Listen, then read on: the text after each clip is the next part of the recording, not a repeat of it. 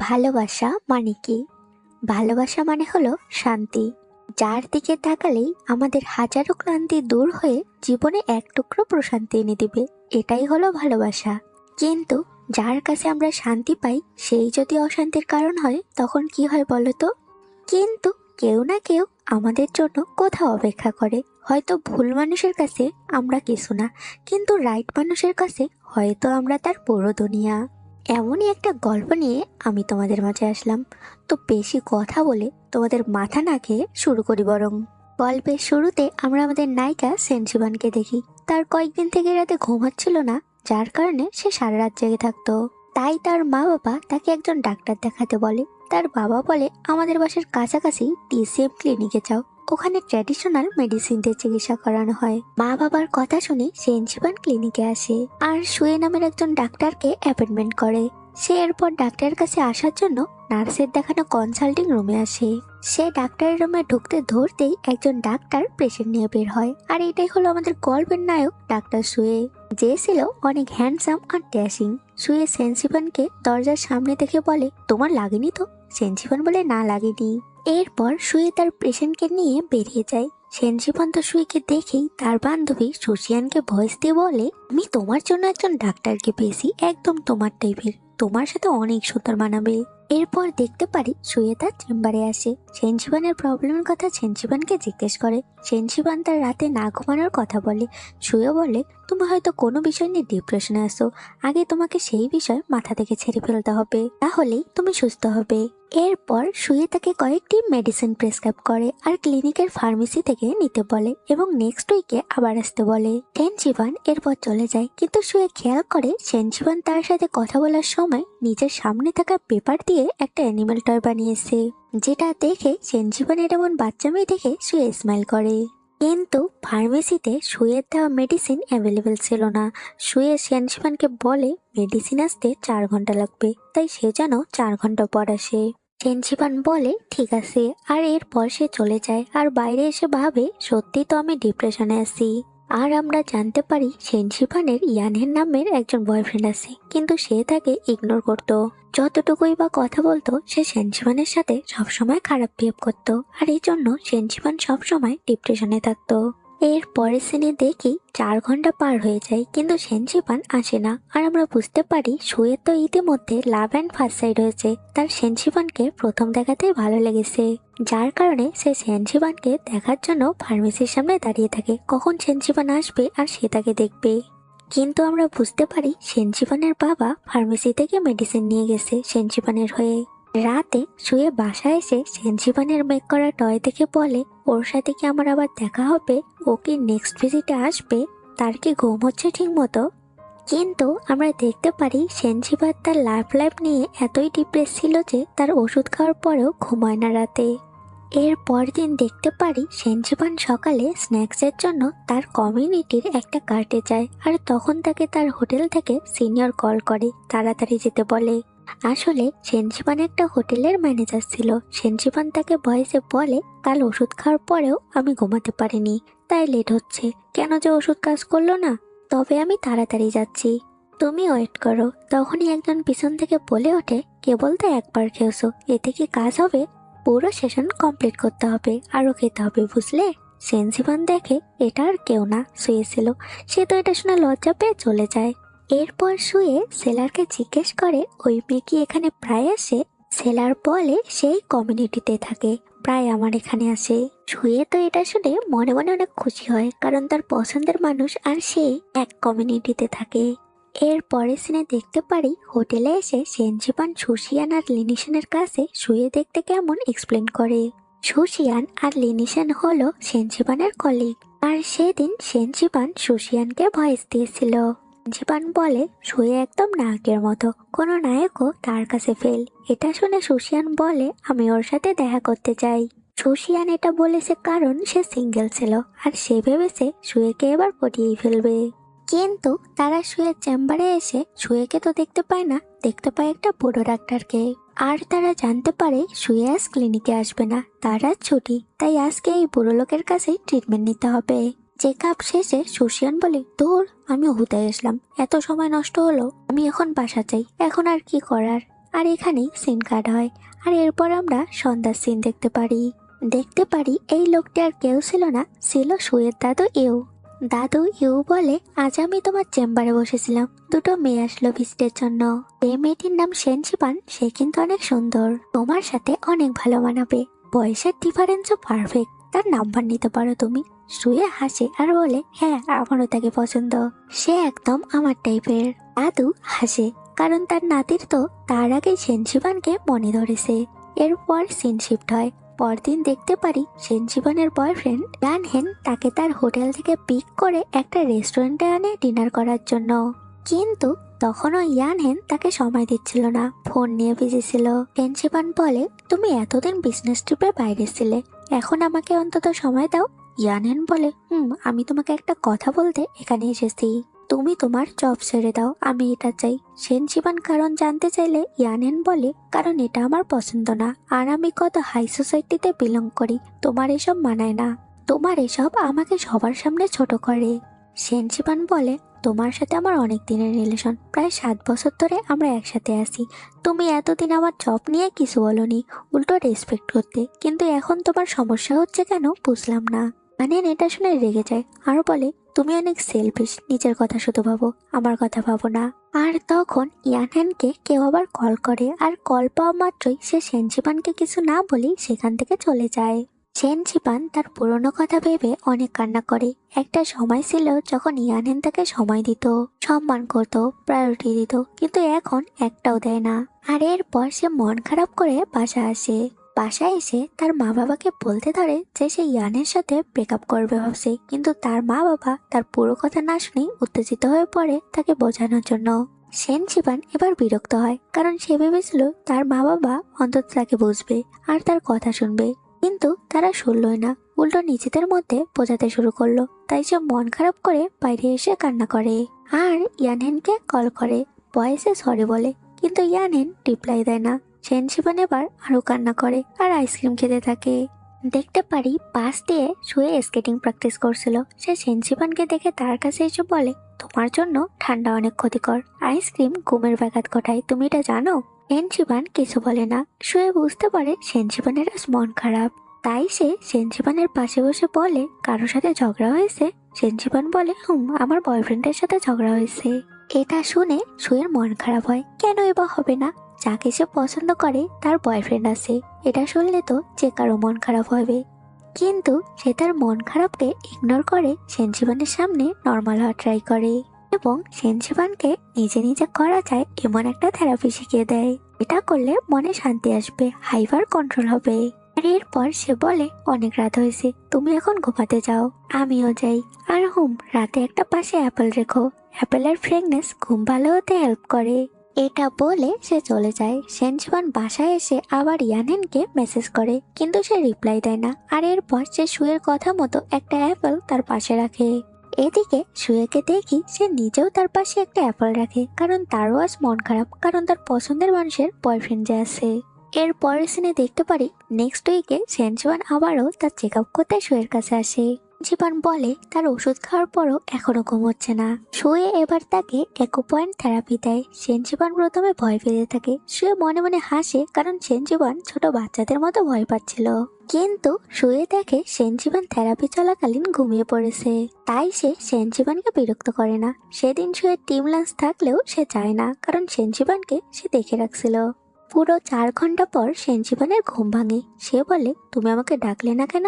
শুয়ে হাসে আর বলে, কারণ আমি তোমাকে বিরক্ত করতে চাইনি তাই। আর এরপর সে সেনচিপানকে একটা হার্বাল স্যাশেট দেয়, বলে এটা তুমি তোমার পাশে রাখবে, তাহলে মনে প্রশান্তি পাবে।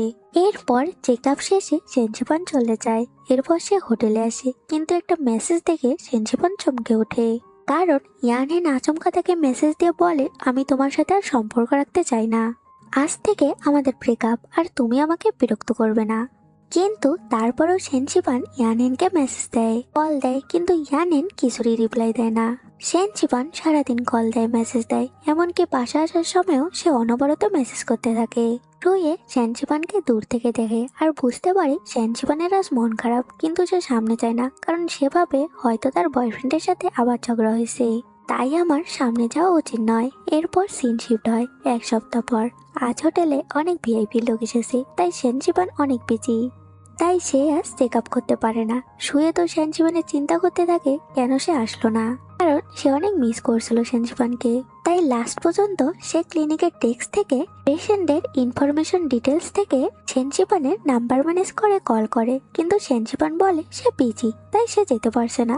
শুয়ে বলে যত বিজি থাকো, তারপরে তোমার নিজের শরীরের যত্ন নেওয়া উচিত।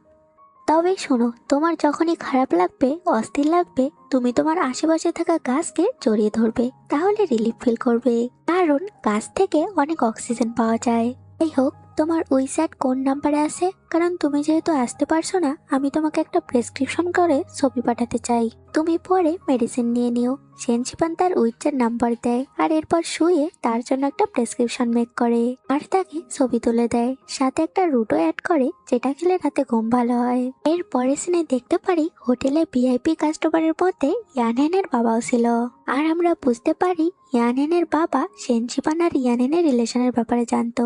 সেনজিবান ইয়ানহেনের বাবাকে বলে ইয়ানহেন কবে দেশে আসবে বিজনেস ট্রিপ থেকে, কিন্তু তার বাবা বলে ইয়ানহেন তো কখনো বিজনেস ট্রিপে যায়নি, এ তো দেশেই আছে।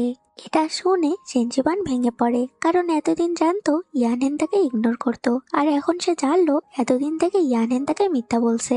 এরপর থেকে সে আরো ভেঙে পড়ে, কিন্তু যখনই সে মনে শান্তি পেত না, ঘুমাতে পেত না, সে শুয়ে দেওয়া টিপস গুলো ফলো করতো আর সত্যি সত্যি রিলিফ ফিল করতো। সময় যেতে থাকে, সেনজিবান আস্তে আস্তে শুয়ে দেওয়া টিপস আর মেডিসিন নিয়ে রিকভার করতে শুরু করে। এতদিনে শুয়ের সাথে সেনজিবানের সম্পর্ক ভালো হয়। সেনজিবানের যখনই খারাপ লাগতো, একা লাগতো, সে শুয়ের সাথে এসে সময় কাটাতে গল্প করত। শুয়ে সেনজিবানকে দেখার অজুহাতে চেকআপের জন্য বারবার আসতে বলতো।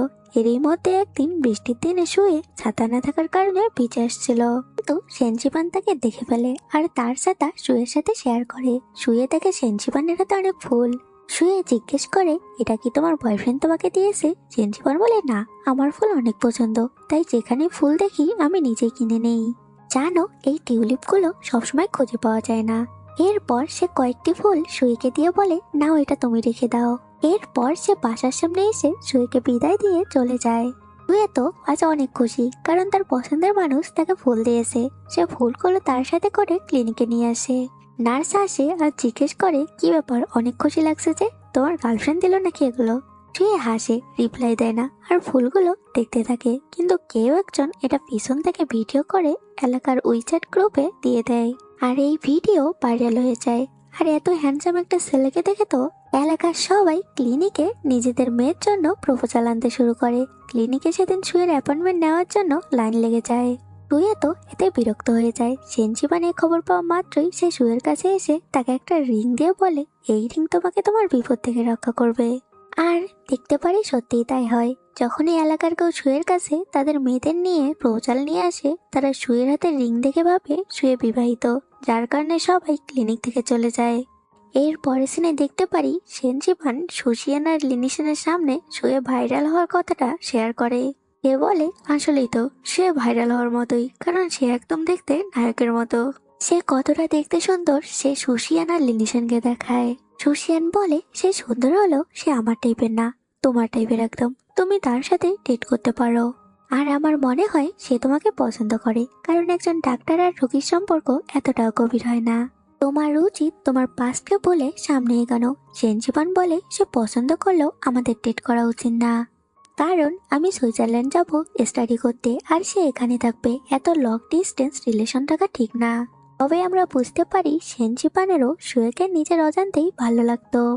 এরপর সে বাড়ি এসে তার মা বাবাকে জানায় সে সুইজারল্যান্ড যেতে চায়।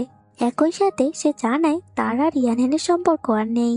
ইয়ানহেন চায়নি সেনজিবান বিদেশে পড়তে যাক, তাই সে এতদিন যায়নি, তবে এখন সে যাবে। কিন্তু সেনজিবানের মা বাবা কিছুতেই রাজি হয় না তাদের একমাত্র মেয়ে তাদের ছেড়ে দূরে থাকবে, তাই তারা রাজি হয় না। তাই সেনজিবান মন খারাপ করে বাইরে এসে বসে থাকে, আর দেখতে পারি শুয়েও তার কাছে আসে।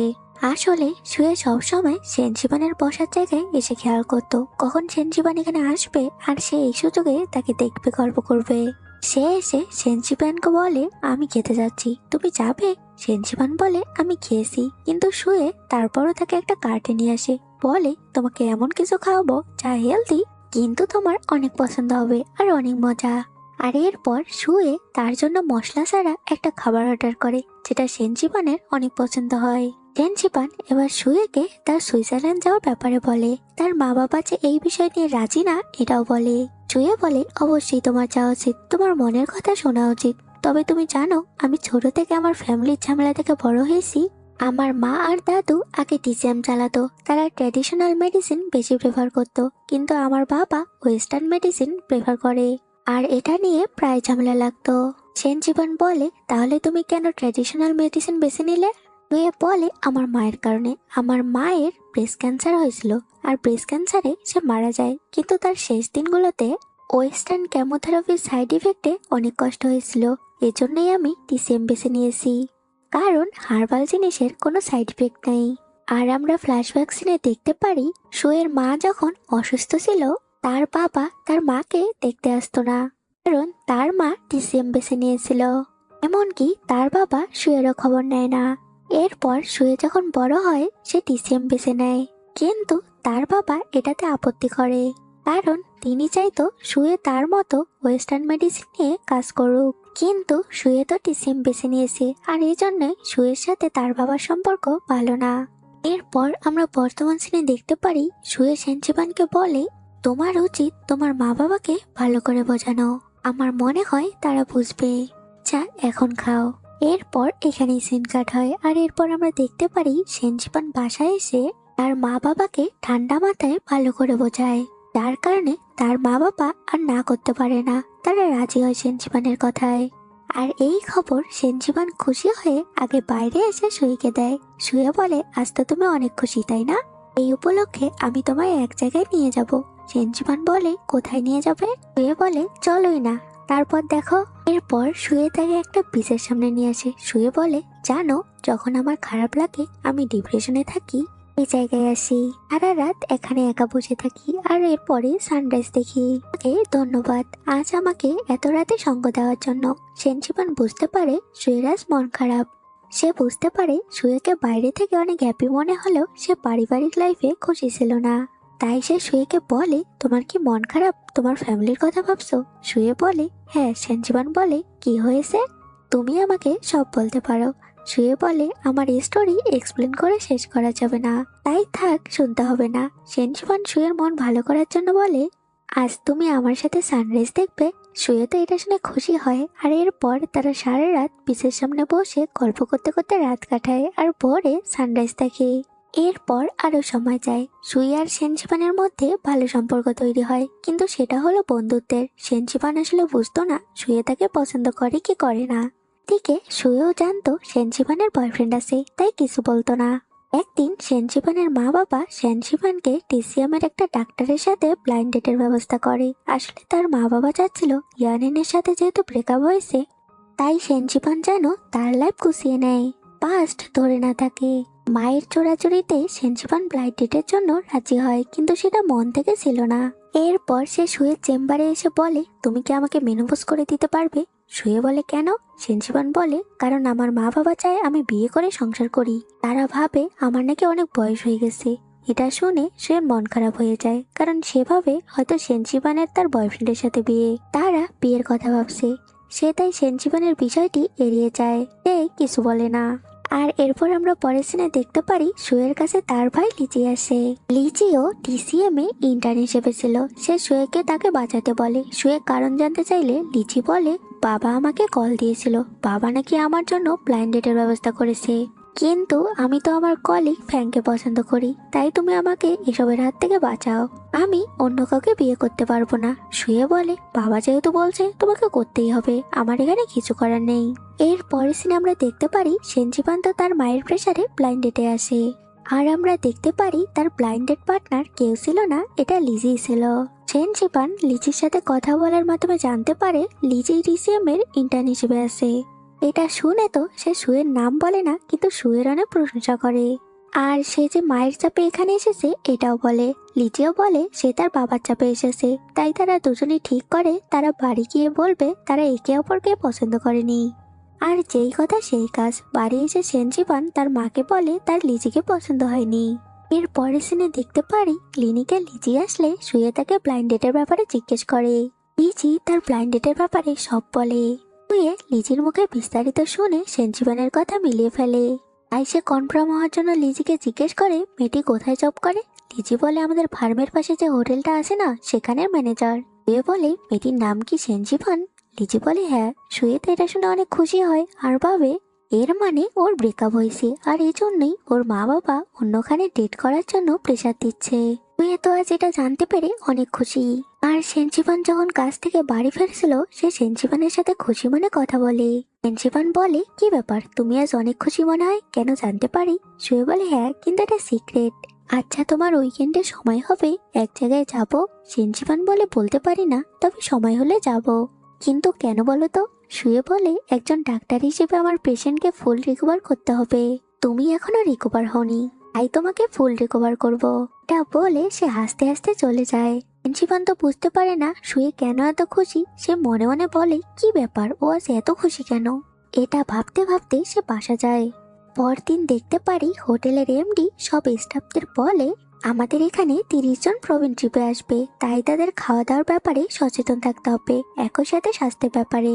তাই আমাদের একজন ভালো ডাক্তারকে হায়ার করতে হবে তাদের জন্য। প্রিন্সিপাল এটা শুনে শুয়ের কথা বলে আর শুয়ের অনেক প্রশংসা করে। এমডি বলে ঠিক আছে, ওর সাথে কথা বলে দেখো, সে যদি রাজি হয় তাকে হায়ার করব। এরপর সেনজিবান শুয়েকে মেসেজ দিয়ে বলে তোমার সাথে দেখা করতে চাই, কথা আছে। শুয়ে তো এটা শুনে অনেক হ্যাপি হয়, কারণ তার পছন্দের মানুষ তার সাথে প্রথমবার নিজ ইচ্ছেই দেখা করতে চেয়েছে।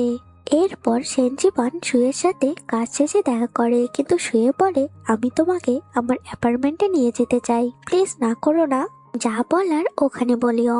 সেনজিবান আর কি করবে, সে রাজি হয়ে যায়।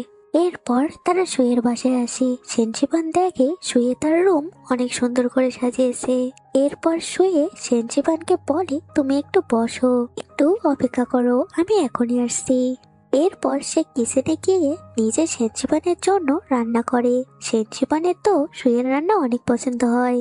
আর এরপর সে তাদের হোটেলের প্রবীণদের কথা বলে। শুয়ে তার কথায় রাজি হয়, বলে তুমি তোমার কন্ট্রাক্ট পেপারে নাও, সাইন করে দিব।